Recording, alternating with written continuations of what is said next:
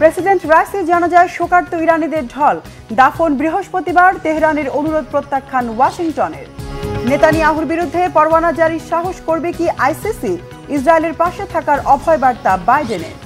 ব্যস্ততার মধ্যেই লোকসভা নির্বাচনে ভোট কেন্দ্রে বলিউড সুপারস্টারদের ঝলমলে উপস্থিতি, শামিল হচ্ছেন ভোট উৎসবে।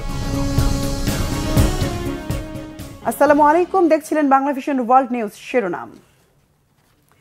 শোক আর শ্রদ্ধায় ইরানের প্রেসিডেন্ট মোহাম্মদ রাইসি সহ প্রয়াত নেতাদের বিদায় জানালো তাবরিজবাসী। শেষ বিদায়ের 3 দিনব্যাপী আয়োজনের দ্বিতীয় দিন রাজধানী তেহরানে জানাজা শেষে বৃহস্পতিবার রাইসিকে দাফন করা হবে তার জন্মশহর মাশহাদে। এদিকে দুর্ঘটনার তদন্তে তেহরানের পক্ষ থেকে চাওয়া সাহায্যের অনুরোধ প্রত্যাখ্যান করেছে ওয়াশিংটন। বিস্তারিত মেহরাব হুসাইন খানের ডেস্ক রিপোর্টে।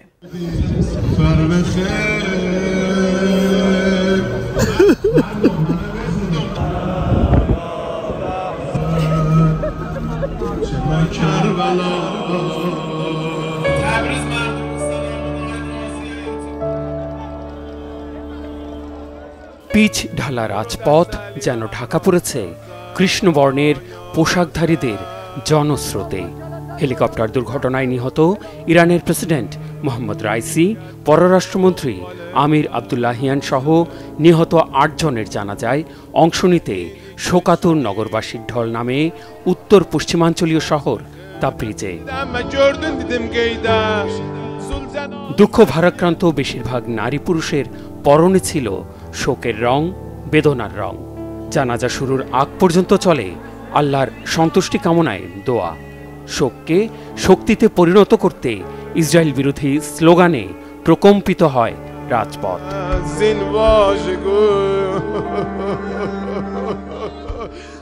5 দিনের রাষ্ট্রীয় শোকের দ্বিতীয় দিন শেষ বিদায়ের আয়োজনে অংশগ্রহণকারীদের তৃষ্ণা আর ছোটখাটো ক্ষুধা মেটাতে তৎপর ছিলেন স্বেচ্ছাসেবকরা।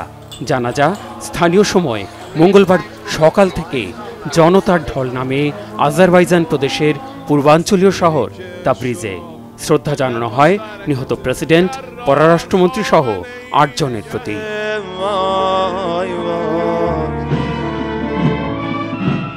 শোক পালনের আয়োজনে জনতার ঢল নামে রাজধানী তেহরানেও।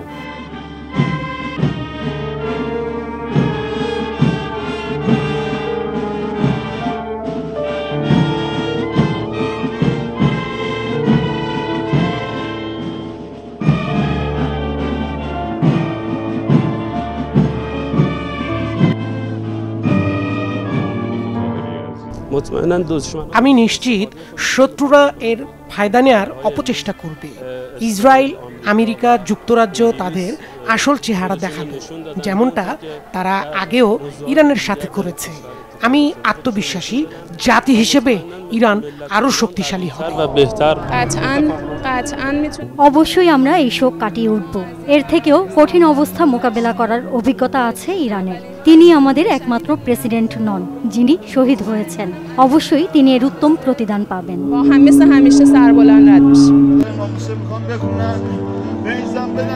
তাবরিজের পর রাইসি ও আবদুল্লাহিয়ানের লাশ নিয়ে যাওয়া হয় পবিত্র শহর কুমে। সেখানে জানাজা শেষে প্রয়াত নেতাদের কফিন রাজধানী তেহরানে নিয়ে বুধবারের আয়োজনে অংশ নেবেন ইরানের সর্বোচ্চ নেতা আয়াতুল্লাহ আলী খামেনি। রাষ্ট্রীয় শ্রদ্ধা, দোয়া ও জানাজা শেষে রাইসির লাশ তার জন্মশহর মাশহাদে নিয়ে দাফন করা হবে বৃহস্পতিবার। এদিকে যুক্তরাষ্ট্রের তৈরি হেলিকপ্টার দুর্ঘটনায় প্রেসিডেন্ট রাইসির মৃত্যুর ঘটনা তদন্তের জন্য তেহরানের পক্ষ থেকে সহায়তার আহ্বান কৌশলগত কারণে সম্ভব নয় বলে স্পষ্ট জানিয়ে দিয়েছে মার্কিন পররাষ্ট্র দপ্তর। We were asked for assistance by the Iranian government. We did make clear to them that we would offer assistance. Iran সরকারের পক্ষ থেকে আমাদের কাছে সাহায্য চাওয়া হয়েছে। তখনই আমরা জানিয়ে দিয়েছি এই ধরনের পরিস্থিতিতে বিদেশি সরকারের অনুরোধে সাড়া দিয়ে সহায়তার জন্য এগিয়ে যায় যুক্তরাষ্ট্র। শেষ পর্যন্ত এ বিষয়ে আমরা কোনো সাহায্য করব না। সন্ত্রাসী কর্মকাণ্ডে ব্যবহার করা ইরানের বিমানের উপর আমাদের নিষেধাজ্ঞা বহাল আছে। 45 বছরের পুরনো বিমান ব্যবহার করে দুর্ঘটনায় পড়ার জন্য ইরান সরকারই দায়ী, অন্য কেউ নয়। রাইসির জন্য দেশে দেশে পালন করা হচ্ছে রাষ্ট্রীয় শোক। সরকারি ভবনগুলোতে পতাকা অর্ধনমিত করে মঙ্গলবার রাষ্ট্রীয় শোক পালন করেছে ভারত। রাষ্ট্রীয় শোক পালন করেছে পাকিস্তানও। ইসলামাবাদে ইরানের দূতাবাসে গিয়ে শোক বইয়ে প্রতিক্রিয়া লিখে সই করেছেন প্রধানমন্ত্রী শাহবাজ শরীফ। আর বৃহস্পতিবার একদিনের রাষ্ট্রীয় শোক পালনের ঘোষণা দিয়েছে বাংলাদেশ। ইরাকের বাগদাদ, বসরা সহ বিভিন্ন শহরে ইরানের দূতাবাস ও কনসুলেটের বাইরে শ্রদ্ধা জানিয়েছেন স্থানীয়রা। দুর্ঘটনার দ্বিতীয় দিনেও অব্যাহত আছে রাইসির জন্য বিশ্বনেতাদের শোক প্রকাশ। রাইসিকে অসামান্য রাষ্ট্রনায়ক ও ঘনিষ্ঠ বন্ধু উল্লেখ করে উত্তর কোরিয়ার নেতা কিম জং উন বলেছেন, তার মৃত্যুতে অনেক বড় ক্ষতি হয়ে গেল। রাইসির জন্য সৃষ্টিকর্তার কাছে ক্ষমা প্রার্থনায় বিবৃতি দিয়েছেন ক্যাথলিক ধর্মগুরু পোপ ফ্রান্সিস। বলেছেন, ইরান যেন এই কঠিন সময়ে কাটিয়ে উঠতে পারে। রাইসির জন্য শোক প্রকাশ করেছে জাতিসংঘ নিরাপত্তা পরিষদ। দাঁড়িয়ে নীরবতা পালন করেছে যুক্তরাষ্ট্র, যুক্তরাজ্য সহ নিরাপত্তা পরিষদের সদস্যরা। Mehrab Hussain Khan, Bangla vision, news desk. Helicopter দুর্ঘটনায় ইরানের প্রেসিডেন্ট ইব্রাহিম রাইসির নিহতের ঘটনায় দেখা দিয়েছে বিশ্বাস অবিশ্বাসের দ্বন্দ্ব। জনমনে ঘুরে ফিরছে নানান সন্দেহ আর ষড়যন্ত্র তত্ত্ব। তারা জানতে চান, রাইসির মৃত্যুতে ইরানের প্রকাশ্য শত্রু ইসরায়েল জড়িত কিনা। বিস্তারিত মীর ফজলে রাব্বির রিপোর্টে। অপ্রত্যাশিতভাবে হেলিকপ্টার দুর্ঘটনায় ৬৩ বছর বয়সে নিহত হয়েছেন ইরানের প্রেসিডেন্ট ইব্রাহিম রাইসি। রাইসির মৃত্যুর মূল রহস্য উদ্ঘাটনে চলছে নানা রকম বিশ্লেষণ। তবে সন্দেহের তীর একটি দেশের দিকেই তাক করেছেন প্রায় সবাই, আর সেই দেশটি হল ইরানের ঐতিহাসিক শত্রু ইসরায়েল।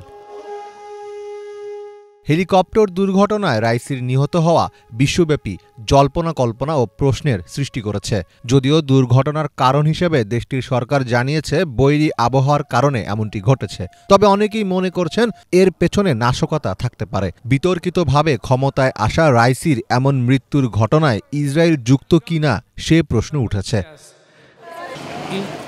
রাইসির মৃত্যুতে ইসরায়েলের সম্পৃক্ততার সম্ভাবনা আসলে কতটুকু?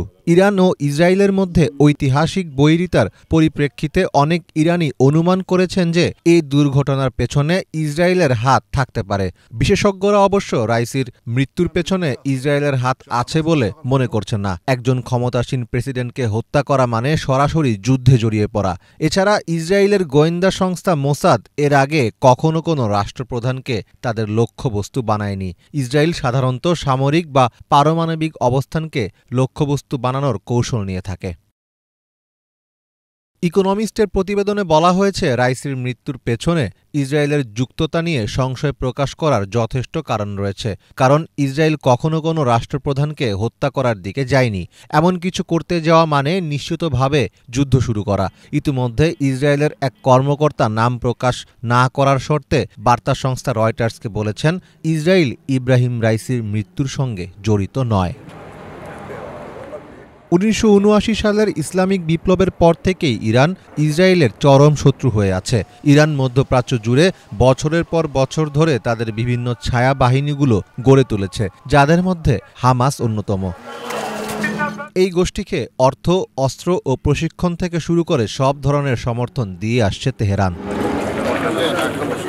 ঘটনার পর ইরানের পরিস্থিতি পর্যবেক্ষণ করছে ইসরায়েল। ইসরায়েল দেখছে এই ঘটনায় ইসরায়েলকে জড়িয়ে কোনো বক্তব্য বা ইঙ্গিত দেওয়া হয় কিনা, অর্থাৎ প্রেসিডেন্ট রাইসির মৃত্যুর জন্য ইসরায়েলকে দায়ী করা হচ্ছে কিনা। যদি এমন অভিযোগ তোলা হয় তবে তাতে মধ্যপ্রাচ্যে নতুন করে সংকট ঘনীভূত হতে পারে। প্রেসিডেন্ট রাইসির মৃত্যু ইরানের ক্ষমতার অভ্যন্তরে শুধু দ্বন্দ্বের সূত্রপাতই করবে না, বরং এই অঞ্চলে তাৎপর্যপূর্ণ প্রভাব ফেলবে। মধ্যপ্রাচ্যে ক্রমবর্ধমান উত্তেজনা এবং সংঘাতের পটভূমির মধ্যে রাইসির মতো একজন গুরুত্বপূর্ণ ব্যক্তির হঠাৎ অনুপস্থিতি দেশটির ক্ষমতার ভারসাম্যকে ব্যাহত করতে পারে। মীর ফজলে রাব্বি, বাংলা ভিশন। গ্রেফতারি পরোয়ানা জারির আবেদন করায় আন্তর্জাতিক অপরাধ আদালত আইসিসির বিরুদ্ধে চরম ক্ষুব্ধ প্রতিক্রিয়া দিয়েছেন ইসরায়েলের প্রধানমন্ত্রী বেনিয়ামিন নেতানিয়াহু। গাজায় যুদ্ধাপরাধের অভিযোগে ইসরায়েলের প্রধানমন্ত্রী বেনিয়ামিন নেতানিয়াহু এবং মোহাম্মদ দেইফ সহ হামাসের শীর্ষ নেতাদের বিরুদ্ধে গ্রেফতারি পরোয়ানা জারির আবেদন পেশ করেন আইসিসির প্রধান কৌঁসুলি করিম খান। আবেদনে বলা হয় নেতানিয়াহু এবং তার প্রতিরক্ষা মন্ত্রী ইয়ফ গ্যালান্ট গাজায় যুদ্ধাপরাধ করেছেন। তাদের মানবতা বিরোধী অপরাধের দায়ভার নিতে হবে। গণতান্ত্রিক ইসরায়েলকে হামাসের সঙ্গে তুলনা করায় ক্ষুব্ধ প্রতিক্রিয়া জানিয়েছে, ঘৃণা প্রকাশ করে অভিযোগ প্রত্যাখ্যান করেছেন নেতানিয়াহু। আইসিসিতে পেশ করা ওই আবেদনে আপত্তি জানিয়েছেন মার্কিন প্রেসিডেন্ট জো বাইডেন। তার দাবি, গাজায় কোনো যুদ্ধাপরাধ করেন ইসরায়েল। হামাস নিধনে ইসরায়েলের প্রতি যুক্তরাষ্ট্রের পূর্ণ সমর্থন থাকবে বলেও আশ্বস্ত করেন মার্কিন প্রেসিডেন্ট। বলেছেন, হামাসের সাথে ইসরায়েলের তুলনা চলে না। আর মার্কিন পররাষ্ট্রমন্ত্রী অ্যান্টনি ব্লিংকেনের আশঙ্কা, গ্রেফতারি পরোয়ানা জারির উদ্যোগ যুদ্ধবিরতি চুক্তিতে পৌঁছানোর চলমান প্রচেষ্টাকে বিপন্ন করবে। আইসিসি গ্রেফতারি পরোয়ানা জারি করলেও তা বাস্তবায়নের জন্য শক্তি প্রয়োগের ক্ষমতা আদালতটির নেই। পরোয়ানা জারি করলে অভিযুক্তদের জন্য আইসিসিকে স্বীকৃতি দেয়া দেশগুলোতে সফর করা ঝুঁকিপূর্ণ হয়। মাঝ আকাশে প্রচণ্ড ঝাঁকুনিতে এক যাত্রীর মৃত্যু এবং অন্তত ৩০ জন আহত হয়। সিঙ্গাপুর এয়ারলাইন্সের একটি ফ্লাইট থাইল্যান্ডে জরুরি অবতরণ করেছে। সিঙ্গাপুর এয়ারলাইন্স কর্তৃপক্ষের বিবৃতিতে জানানো হয়েছে, স্থানীয় সময় বিকেল ৩টা৪৫ দিকে ব্যাংককের সুবর্ণভূমি আন্তর্জাতিক বিমানবন্দরে অবতরণ করেছে। বোয়িং 777-300ER মডেলের বিমানটিতে 211 জন যাত্রী ও 18 জন ক্রু ছিলেন। মারা যাওয়া যাত্রীর পরিবারের প্রতি সমবেদনা জানিয়েছে সিঙ্গাপুর এয়ারলাইন্স। যুক্তরাজ্য থেকে যাত্রা করা বিমানটি সিঙ্গাপুর যাচ্ছিল। দুর্ঘটনায় হতাহতদের সার্বিক সহায়তা দেওয়া হবে বলে আশ্বস্ত করেছেন সিঙ্গাপুরের যোগাযোগ মন্ত্রী চিং হ। কি কারণে বিমানটিতে প্রচণ্ড ঝাঁকুনি হয়েছে তা স্পষ্ট নয়। বোয়িংয়ের তৈরি বিমানে একের পর এক দুর্ঘটনার নজির থাকায় এক্ষেত্রেও যান্ত্রিক ত্রুটির দিকে ইঙ্গিত করেছেন বিমান পরিবহন বিশ্লেষকরা। ভারতে চলছে 7 দফার লোকসভা নির্বাচন। বিভিন্ন কেন্দ্রে সাধারণ জনগণের সাথে এক কাতারে দাঁড়িয়ে পছন্দের প্রার্থীকে ভোট দিয়েছেন বলিউড তারকারাও। লোকসভা নির্বাচনে বলিউড তারকাদের ভোট দেওয়ার খবর জানাচ্ছেন হাসনাত জুবায়ের। ভারতের 18তম লোকসভা নির্বাচনের 5ম দফায় ভোটগ্রহণ চলছে। সোমবার স্থানীয় সময় সকাল 7টায় শুরু হয় ভোটগ্রহণ, চলে সন্ধ্যা পর্যন্ত। এদিন ভোট প্রদানে অংশ নেন শাহরুখ খান, আমির খান, সালমান খান সহ বলিউডের অধিকাংশ তারকারা। এদিন বান্দ্রার বিশেষ ভোট কেন্দ্রে পৌঁছেছিলেন বলিউড কিং শাহরুখ খান। সঙ্গে ছিলেন স্ত্রী গৌরী খান ও 3 সন্তান। এ সময় বলিউড বাদশার পরনে ছিল ব্লু ডেনিম ও কালো টি শার্ট, চুল টেনে বাঁধা, চোখে ছিল রোদ চশমা। ভোট দিতে এসেছিলেন সালমান খান। তাকে ঘিরে ছিল একাধিক নিরাপত্তা রক্ষী। ভোট দেওয়া শেষে তিনি বেরিয়ে এসে গণমাধ্যমের ক্যামেরার দিকে ভোটের কালিমাখা আঙুলটি দেখিয়ে আবার গাড়িতে বসে যান। অন্যদিকে প্রাক্তন স্ত্রী কিরণ রায়ের সঙ্গে ভোট দিতে যান আমির খান। বি টাউনের দর্শক নন্দিত অভিনেত্রী দীপিকা পাডুকোন বর্তমানে 5 মাসের অন্তঃসত্ত্বা। এদিন ভোট দিতে এসে নজর কাড়েন তারকা দম্পতি দীপিকা ও রণবীর সিং। আগামী সেপ্টেম্বরে দীপবীরের সংসারে আসতে চলেছে নতুন অতিথি। সেই অবস্থায় দীপিকাকে বাহুডোরে আগলে ভোট দিতে নিয়ে যান রণবীর। কান চলচ্চিত্র উৎসব থেকে ফিরে ভাঙা হাত নিয়ে ভোটাধিকার প্রয়োগ করেন বলিউড সুন্দরী ঐশ্বরিয়া রায়। এছাড়া এদিন সাদা কালো সালোয়ারে ভোট দিতে এসে নজর কাড়েন বিদ্যা বালান। দুপুরবেলা ভোট দিতে হাজির হন টাইগার শ্রফ। এদিন ভোট দেন টাবু, সুস্মিতা সেনরা। পরিবারকে সঙ্গে নিয়ে ভোট দিতে হাজির হন শ্রদ্ধা কাপুর। অন্যদিকে একাই ভোট দিতে গিয়েছিলেন রণবীর কাপুর। ভোট দেন কিয়ারা আদবানি। কালো পোশাকে ভোট দিতে হাজির হন লর্ড ববি। প্রথমবারের মতো ভারতীয় নাগরিক হিসেবে লোকসভা নির্বাচনে ভোট দেওয়ার সুযোগ পেলেন বলিউড খিলাড়ি অক্ষয় কুমার। এতদিন কানাডার নাগরিক থাকায় ভারতে ভোট প্রদানের সুযোগ ছিল না তার। এদিন বলিউডের অধিকাংশ তারকা তাদের ভোটাধিকার প্রয়োগ করেন। Hasnat Zubair, news desk, Bangla vision. মাত্র 6 সেকেন্ডের মধ্যে সহপাঠীকে চোকিং বা শ্বাসনালী বন্ধের জটিলতা থেকে উদ্ধার করে মৃত্যুর হাত থেকে বাঁচালো ক্লাস 5-এর এক ছাত্রী। এমনই ঘটনা ঘটেছে পূর্ব চীনের ঝোজিয়াং প্রদেশের একটি স্কুলে। বিস্তারিত মীর ফজলে রাব্বির রিপোর্টে। আপন মনে স্কুল শেষে বাড়ি ফিরছিলেন কয়েকজন শিক্ষার্থী। হঠাৎ করেই অস্বাভাবিক আচরণ শুরু করে একজন। সহপাঠী বান্ধবী চোকিংয়ে আক্রান্ত হয়ে অসুস্থ হয়ে পড়েছে বুঝতে পেরে সাথে সাথে প্রাথমিক চিকিৎসা শুরু করে লি লেক্সিন। ঘটনাটি ঘটে পূর্ব চীনের জেজিয়াং প্রদেশের কিং ফাংচেং স্কুলে। স্কুলের ক্লোজ সার্কিট ক্যামেরায় দেখা যায় প্রাইমারি শাখার একজন ছাত্রী হয়েও কিভাবে দায়িত্বের সাথে তাকে সাহায্য করেন লি। মাত্র 6 সেকেন্ডের মধ্যে সহপাঠীকে বিপজ্জনক পরিস্থিতি থেকে বাঁচিয়ে তোলে সে। প্রাথমিক চিকিৎসা হিসেবে লি ব্যবহার করে হিমলিচ ম্যানুভার পদ্ধতি। যখন আমি বুঝতে পেরেছিলাম যে শ্বাসরোধ করছে তখন আমি কিছুটা আতঙ্কে ছিলাম, কিন্তু হেমলিচ উদ্ধারের পদ্ধতি শীঘ্রই আমার মনে উঠে গেল। আমি দ্রুত তার ব্যাকপ্যাকটি খুলে ফেললাম এবং হেমলিচ কৌশল ব্যবহার করলাম। তার গলায় বরফের খণ্ড আটকে গিয়েছিল। চোকিং হলো এমন এক ধরনের অসুস্থতা যখন মানুষের স্বাভাবিক শ্বাসকার্য বন্ধ হয়ে যায়। এমন পরিস্থিতিতে আক্রান্ত ব্যক্তি শ্বাস নেয়া, কাশি দেয়া, এমনকি কথা বলতেও অপারগ হয়ে যায়। লিড স্কুল কিং ফাং চাংয়ে নিয়মিত প্রাথমিক চিকিৎসা প্রশিক্ষণ হয়ে থাকে। আচমকা এই ধরনের অসুস্থতায় কিভাবে প্রাথমিক চিকিৎসা দিতে হয় সে বিষয়ে শেখানো হয় নানা রকম কৌশল। স্কুলে ক্লাসের পরে শিক্ষার্থীদের জন্য শিক্ষকদের দ্বারা পরিচালিত 1 মিনিটের নিরাপত্তা শিক্ষার ব্যবস্থা থাকে। প্রশিক্ষণের পাশাপাশি শিক্ষার্থীদের জন্য থাকে নিয়মিত ড্রিলিং সেশন। এছাড়াও প্রতি সপ্তাহে একবার করতে হয় 30 মিনিটের নিরাপত্তা শিক্ষা কোর্স। ফলে ছাত্রছাত্রীরা স্কুলে থাকা অবস্থাতেই শিখে নেয় প্রাথমিক চিকিৎসার অনেক কৌশল। মীর ফজলে রাব্বি, বাংলা ভিশন। দর্শক, এ ছিল আজকের মতো। সাথে থাকার জন্য ধন্যবাদ।